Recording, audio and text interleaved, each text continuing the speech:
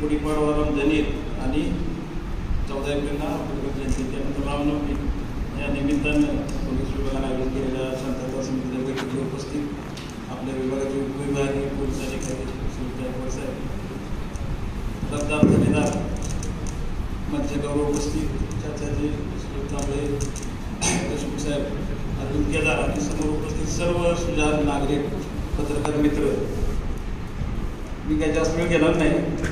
तिन्ही गोष्टी कायदा सुव्यवस्था खूप मोठे शब्द आहे. कायदा सुव्यवस्था नक्की कशाला म्हणायचं एकदम सोपं सांगलेलं आहे. कायदा सुव्यवस्था कशाला म्हणायचं? एखाद्या शहराची कायदा सुव्यवस्था, राज्याची, जिल्ह्याची, तालुक्याची कायदा सुव्यवस्था चालती कशी? तर रोजच्या ज्या हालचाली प्रत्येक नागरिकाचा ज्या जीवनक्रम आहे त्याला कुठलाही प्रकारचा डिस्टर्ब झाला नाही पाहिजे. सकाळी कोण मॉर्निंग उघड जाते, साला उघडून तर त्याला भीती नाही वाटली पाहिजे की बाबा आज रामनवमी आहे, काय रात्री दंगा झाला सकाळी पोलीस बाहेर पडले आपल्याला बाहेर पडता येणार नाही. इथं बाजार पडतो रविवारी, ग्रामीण भागातले शेतकरी येतात, व्यापारी येतात, त्यांना भीती नाही वाटली पाहिजे की रविवारचा बाजार सांभाळला होणारच आहे. अशी जी लोकांच्या मनात भावना तयार होते ती म्हणजे कायदा सुव्यवस्था त्या शहराची त्या प्रकारची चांगली आहे. तर मी तर आल्याबद्दल सांगण्यात असं काय करायला लागलं नाही. याचं कारण काय आहे? इथं एक जिन्सीपणा आहे, अनेक समाज आहेत, अनेक प्रवर्ग आहेत. मला तर तिथं नोकरी केली त्यापेक्षा इथं वडार समाज आणि काँग्रेस समाज दोन नवीन गड्ड्या बघायला मिळाले की तुलनेनं तेवढं त्यांचं संख्याबळ आहे इतर तालुक्यात जेवढं असतं. आणि सगळ्यांचा एक जिन्सीपणा, एक एकोपा आहे. आणि आता दोन निवडणुका झालेत, कोणाला कोण किती पाण्याने सगळं तपासून घेतलेलं आहे तुम्ही. आता काय तपासायचं राहिलं नाही, आता प्रगती करायची पुढं.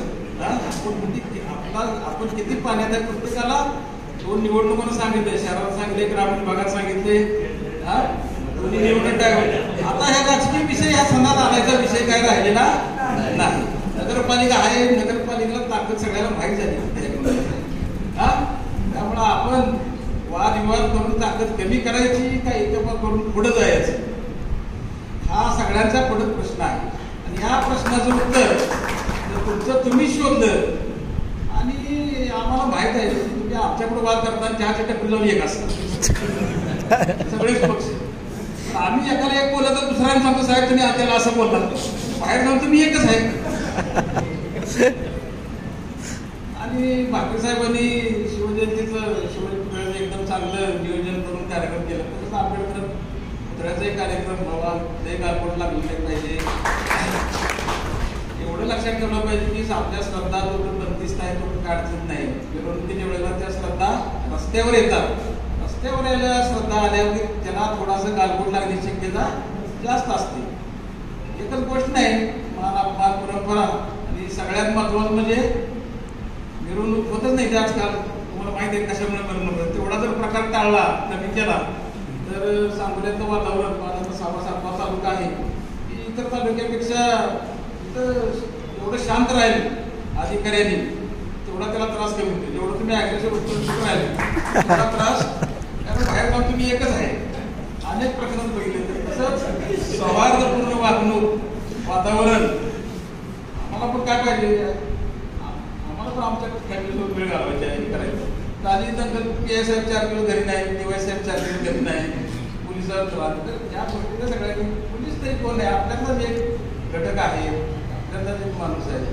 आणि सगळ्यांनी जर वर्तन चांगलं ठेवलं तर मला वाटतंय परंपरा आपल्या परंपरापासून आहे. राजकीय विरोधकांची फार निवडणुकापुरता विरोध ही सांगोलीची परंपरा आहे. अनेक लोक तरी सांगितले की आमच्या इथे निवडणूक साधी याची होत नाही.